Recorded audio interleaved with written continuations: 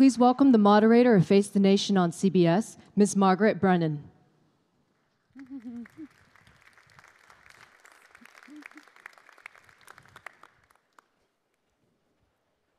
Thanks to all of you. Good morning. I hope you've all had your coffee. I think we should have a really fascinating conversation up next.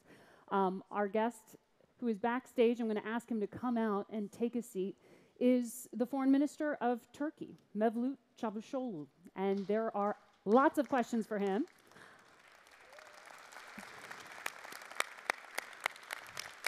Thank you, Foreign Minister. And I do want to ask some of you to participate in the conversation later on. I'm going to take first crack before we go to some of your questions. So think of those, raise your hand. There will be a microphone that is run out to you when we get to the question and answer period. Foreign Minister, thank you for coming and starting off what is a tremendous week for NATO here in Washington. I want to start with a little bit of news at home for you. The AKP, Erdogan's party, lost some support in key cities, in Ankara, in Istanbul. I know you don't want to talk domestic politics, and I won't ask you to. No problem. But the outcome of this has left Democracy is also a value of the NATO. Well, it's left a lot of people wondering if somehow the reset of politics at home could help reset the relationship between the U.S. and Turkey right now, which has gotten a little bit rocky. Do you see this as a chance to reset the relationship with Washington? Outcome of the elections is a chance, or my visit in D.C. is a chance to discuss all these issues? Well, you're going to be the person here meeting with Pompeo and Bolton, so I guess that's their question. Turkey is conducting democratic and fair elections. So in Istanbul, there is a recount of the invalid votes. There is a difference between the counting and the tabulations, and which is normal in democracies. I remember during the last elections here in D.C., in 4 states the votes were recounted, which is also a process of the democratic elections. Yes, in some cities, including my hometown, Antalya, we lost the election. But in many cities in Turkey, particularly in the southeastern part of Turkey, predominantly Kurdish cities, we won the elections. Overall, the vote that we got, the support, is 52%. This is actually exactly the same support that Erdogan got at the presidential election. And therefore, the difference between my party and the second party is huge. So overall, my party and Erdogan won the elections. But in the cities, local elections, sometimes they don't like the candidate.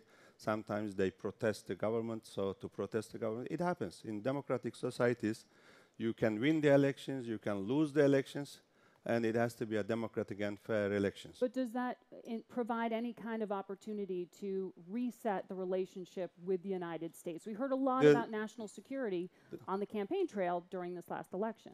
The local elections has nothing to do with our relations with any other country. You don't think it'll have any influence on Erdogan? Any election actually is important about any policy of any country. So Erdogan has been actually listening what Turkish people say. And that's why we formulate our policies and we implement, including the foreign policy. But in any case, we have been always trying to improve and strengthen and deepen our relations with our allies, particularly with the United States, and we value our bilateral relations. It's true that there are some outstanding issues, and we have been in dialogue. 2 presidents are on the phone quite often, and I'm also in touch with Secretary Pompeo, and we have working groups, like we now have task force to coordinate the decision of the United States to withdraw from Syria, and we have 4 working groups on consular issues, on Syria, and on counterterrorism, and so on. So there are outstanding issues, but we are in dialogue, close cooperation, and we have been working together to overcome these outstanding issues. When you meet with Secretary of State Pompeo and National Security Advisor Bolton, who you're scheduled to meet with here in Washington, will you tell them that Turkey is still going to go through with this purchase of the Russian system, the S-400? Definitely. Added to the Definitely. that It's a done deal. it's a done deal. It's a done deal. And even President Trump admitted on the phone that it was the mistake of the previous administration of the United States that they couldn't sell Patriots to us. This is not a choice for us. Still on the table, is it not? No, this is a done deal. But the offer of Patriots is still being made. We received a recent proposal from the United States, but it doesn't guarantee that the United States will be able to sell Patriots to Turkey because we couldn't get it for the last 10 years. That's why we had to buy from Russia. And we tried to buy from other allies as well. It didn't work. So it is an urgent need of Turkey. I mean, we need air defense systems urgently in Turkey. And we try to buy because of the threat in the neighborhood. Everybody has missiles. And in the neighboring countries, in Syria and the others, and NATO is not capable enough to cover our airspace yet. Not only the NATO's Turkish... not capable enough. Not capable enough yet, well, no. NATO would say the system that you're choosing, the S-400, is incompatible with their systems, and therefore isn't as good No, as not the at all. umbrella being Secretary General made it very clear that any member state can buy any system from any country. This is the clear statement of the Secretary General Stoltenberg. But it's not compatible with their defense system. No, it doesn't have to be integrated to the NATO system, and this is not our aim. This is for our own use, okay? This is a defense system, and it will not be integrated to NATO system. We made it very clear, and we made very clear that this system will not see any NATO system, including F-35s, as an enemy. So therefore, we propose United States to establish a technical working group to make sure that this system will not be a threat neither to F-35s nor to NATO systems. So the F-35, as you know, there was some news ahead of your arrival on exactly that front with the U.S. You know, I guess two of the jets that are sitting in New Mexico with Turkish pilots being trained, but that the whole of the system and the F-35s won't be transferred to Turkey, according to the United States, if this S-400 purchase goes through. That is not impacting your calculus. You are still dedicated to the S-400? S-400 deal is a done deal, and we will not step back from this. And F-35 is a comprehensive program. And Turkey is the part of this. And we have been producing many parts of this F-35 jets, okay? And we have already paid $1.2 billion. And another $2.3 billion is on the way. And we have actually fulfilled all our obligations as one of the countries which is in the program. So this is a very comprehensive program. So it is not like U.S. is producing something and U.S. is selling to NATO allies, including Turkey. So we are the part of this program. But that's so it shouldn't be that simple. I mean, well, particularly because, as you say, Turkey is part of the production of the F-35. That is why the State Department says that's why you should reconsider this, because halting the transfer means potentially a cost in Turkish jobs, that all these other countries, I think 9 in total, can help produce the parts, so Turkey's going to be hurt. Can you help people here understand why it's worth it? Turkish people understand very well. And Turkish defense industry is not depending only on this project. And we are developing our defense industry. And we are actually producing 70% of what we need now in Turkey. So, and we will continue actually improving our defense industry in the future as well. And Turkish people understand very well, and they understand the threat in the neighborhood. We are not living in a very peaceful region. All the conflicts, and we are at the front line of the NATO actually facing all these challenges, conflicts, terrorism, irregular migration. If you look at Turkey, all the frozen conflicts from Nagorno-Karabakh to two regions of Georgia, and as well as Crimea and Cyprus issue and Transnistria issue, conflicts, frozen conflicts, all are in our neighborhood, and terrorism as well. Therefore, this is an urgent need of Turkey, and Turkish people understand this perfectly. And they understand they're not getting the F-35s, and that it may It's cause Turkish it's not jobs? sure yet. It's not sure yet. You think you can change minds? Of course, we are working on it, and different statements are coming from different institutions in the United States as well, as in many other areas, like withdrawal of the United States or decision to withdraw from Syria and the other issues. So different and contradicting statements are coming, but overall, we agreed to continue working on this issue as well, and we will be working. So to be clear, when I'm referencing what the Pentagon has said about pausing the transfer here, you're saying you're hearing from others in the Trump administration that they might. Trump himself admitted on the phone that U.S. made the mistake not to sell Patriots to Turkey. And he promised Erdogan that he will take care of this issue. And he is the president of Turkey. He is the president of the United States. Sorry. But on the F-35s? Yeah, on particular. You think the president would reconsider that? And he promised that he will do his best to resolve this issue. To go through with the F-35s, right. Despite what the Pentagon has said this week. Right, on this issue. When And also S-400 issue. When was this phone call? Recently. Recently. Yeah. Well, we've heard a lot about President Trump and his phone calls with President Erdogan having tremendous impact. So any detail you can share from that would be interesting. This is only the thing that I can share with That's you. the only. Not every. Well, can you tell me a little bit about the phone call that we all heard happened that had a tremendous influence on President Trump's thinking about engagement in Syria? He's reconsidered numbers, but the bottom line was he decided, and it was credited to your President Erdogan for pulling the trigger to pull U.S. troops out of Syria. Well, is Turkey better off with U.S. troops in or out of Syria? I think for the future of the country, for the territorial integrity of the country, it is better that all the countries leave Syria. Okay, and our problem is with the staying of United States that U.S. has been engaged with PKK, PYD, YPG terrorist organization. So we have been asking United States to actually disengage with terrorist organization. But it seems that they still support this terrorist organization, which is posing a threat, direct But risk having to U.S. forces there working on the ground with YPG and others, isn't that a bit of a restraint? No. Isn't that a good no, thing?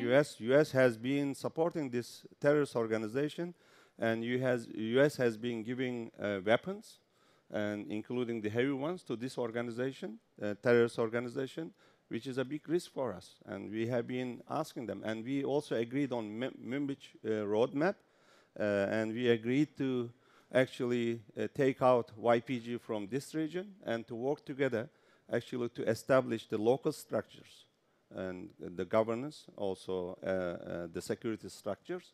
Therefore, this roadmap has been not implemented yet.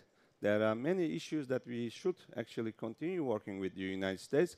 So if it is better that all the countries actually get out from Syria, it is important for the stability of the country and also for the territorial integrity. You object to the 400 to 1,000 U.S. troops that may be staying there? I think 200 of U.S. troops will be staying in near the border. No, I think in south, further south. But now we have been working together to coordinate the withdrawal of the United States from Syria, as well as the possible safe zone and other issues. And even though U.S. doesn't have a direct role in Münbić, but Münbić memorandum implementation of it is also important for the future of the country, and the political process is also important. And U.S. Has been one of our main partners in Syria as well. We have been working together. And the YPG and other... Even though we disagree on YPG issues. Right, who have been fighting alongside and with the help as well and support of the U.S. But to be clear here, do you know what the U.S. policy in Syria is? No. And this is the problem. Where does that problem stem from? Well, again, I don't want to make comment about the internal matters of our country, but again, different positions, different statements coming from different institutions and departments here in the United States. State Department and Defense, actually, Ministry, as well as the military on the ground, CENTCOM, and this and that. All different positions and different, there is no clear strategy. This is the problem. Specifically on U.S. troops, any kind of safe zone, any kind of European forces there, you still have not been given details of what this looks like? I mean, what well, do you we have the expect to task get from force John actually, the task force met 3 times. And now we have been exchanging our proposals on all these issues. So we are going to discuss this issue today and tomorrow with my counterparts. I want to get to some questions from the audience in a moment. Can you button up for us, though, what is the chief question you have for the National Security Advisor and the Secretary of State when you meet with them? Well, Syria is one of them, and this S-400 F-35 is another one. And also veto issue that we have to discuss. And there are some consular issues, legal issues, many issues in our relation. Not all of them are actually negative one. I mean, we have also positive agenda. What's going well? And like, like we need to reach $75 billion trade volume, bilateral trade volume as well, economic cooperation, and also our alliance in NATO and also in our region, many issues that we need to work together. We should continue working together as 2 allies. I saw a hand up over here. Can we get a microphone up front? Would you just identify yourself when you ask your question? I'm Lieutenant Colonel Sylwia Szawlowska. I'm the Polish Assistant Defense Attaché here. Hoş geldiniz, Bakan Çavuşoğlu. Quick question regarding Russia and NATO. Can you please tell us how, NATO, Russia is not NATO's friend. And while shaping your policy, while formulating your policy, how do you have any red lines in defense cooperation in Russia? How far you can go, bearing in mind that it may have detrimental effects for NATO's cohesion and defense capabilities? Thank you. Right, thank you very much. First of all, Turkey is supporting the dual-track policy of the NATO towards Russia, deterrence and dialogue. And during the ministerials, I see that some countries are in favor of more dialogue, and the others are in favor of more deterrence. Well, anyway, in any case, it's a dual-track policy, and we support that. And we have been increasing our bilateral trade volume with Russia as well. Russia is actually a country in the region and as a neighboring country, and we need to work together. And in Syria and on other files, we have been working together, and the outcome is there. And Astana process actually has been very instrumental to keep Geneva process alive as well. But we disagree with Russia on many issues. Their aggression on Black Sea, we don't recognize the illegal annexation of Crimea, and we support the territorial integrity of Georgia as well. And we also disagree in Syria as well, in many areas. Some areas we work together, in some areas we disagree with Russia. And we import gas and oil from Russia as well, as many other NATO allies do, including Germany. I don't know whether Poland is importing anything from Russia or not, but as a neighboring countries, I know your trade volume has been also increasing. But the system that we are buying, if you mean that particularly, S-400, will not be a threat to NATO, as I mentioned at the beginning of our discussion. So we have been working with Russia, as many other NATO allies, Western European countries, but it doesn't mean that we are undermining the alliance, NATO alliance, and we agree with Russia on everything. So there is no shift in our foreign policy, particularly in that regards. Thank you. Why is it worth alienating allies and risking U.S. sanctions? Say it again, please. Why is it worth alienating allies, No, we are not and alienating the allies. risking U.S. We sanctions. have, for instance, on Black Sea, we have trilateral mechanism between Turkey, Romania, and Poland, and we have been supporting all NATO activities in that region as the eastern flank as well. The We are US not is threatening- alienating of any the U.S. is NATO threatening allies, sanctions. and we are not choosing between Russia or any other allies, actually. So you don't think that the threat to put sanctions under the CATSA law is actually going to happen? The U.S. won't We follow signed through this on that. agreement. We finalized the S-400 agreement before CATSA.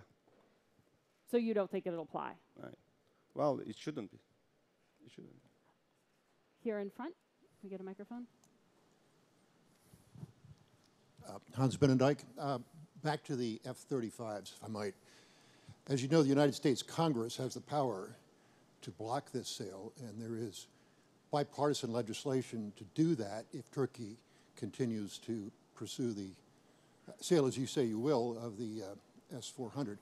What happens to U.S.-Turkish relations if that sale is blocked?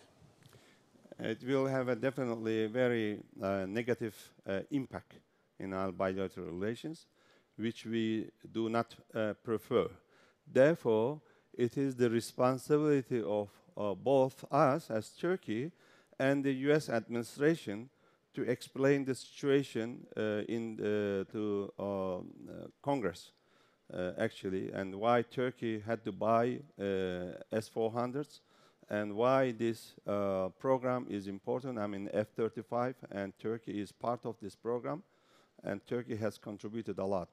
So it is our joint obligation to explain the situation to the Congress. Thank you. We have a question back here behind me. This gentleman here in the third row. Thank you. Stephen Flanagan from the RAND Corporation.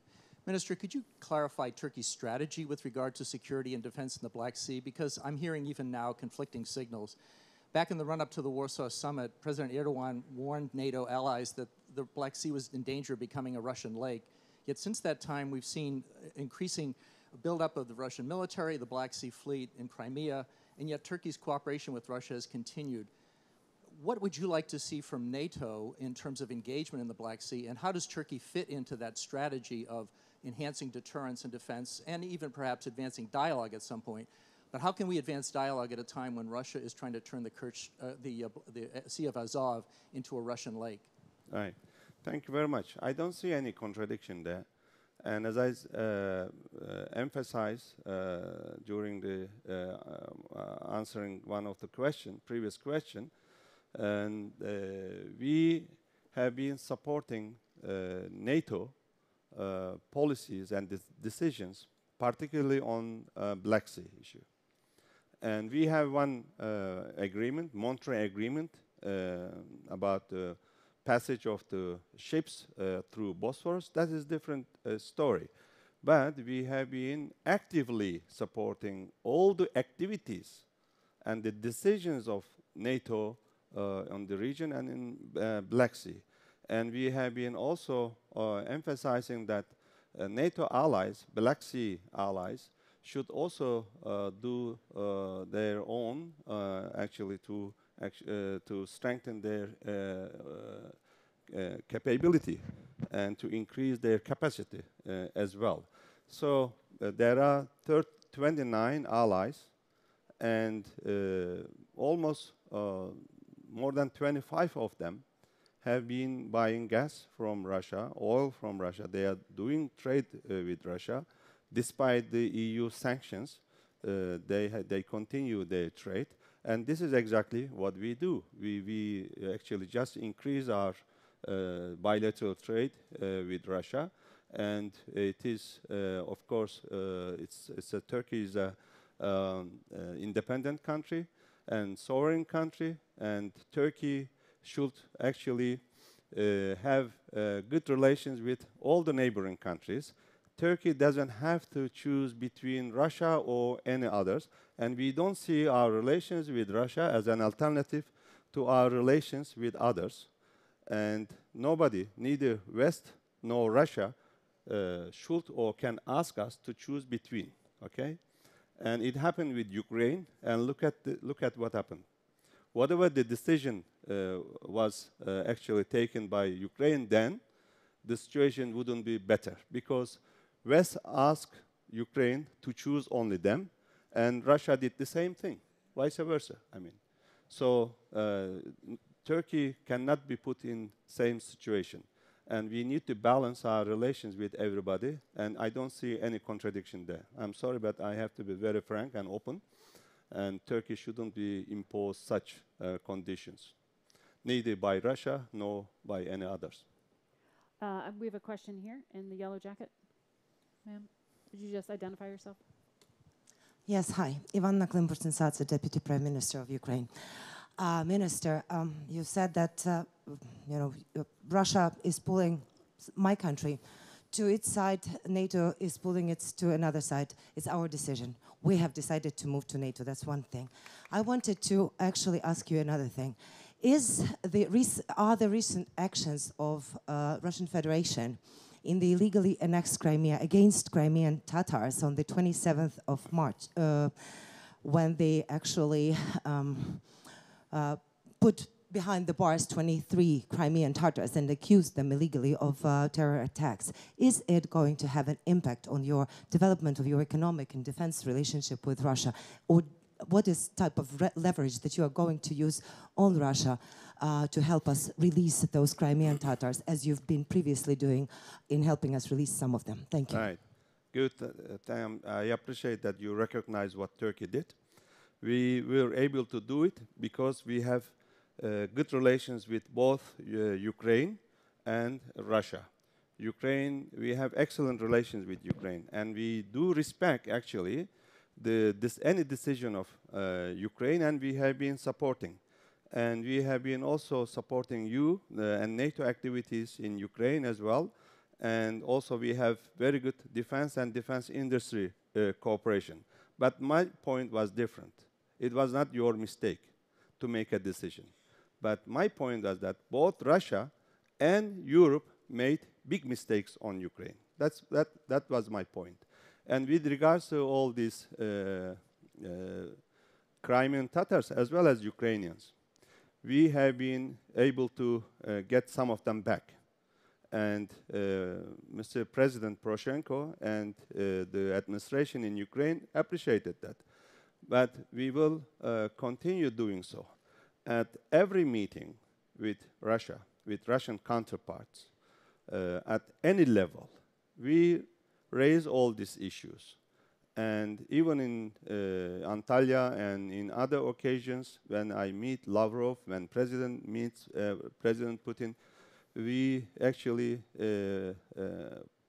ask them, insist them, to release all these Crimean Tatars as well as Ukrainians in Russia. And all this Kerch Strait issue. And Turkey has been doing its best, actually, to bring back all these Ukrainian ships as well as crew. Unfortunately, it didn't work. But as Turkey, we will continue working on this. And your administration is aware of our efforts in that regard as well.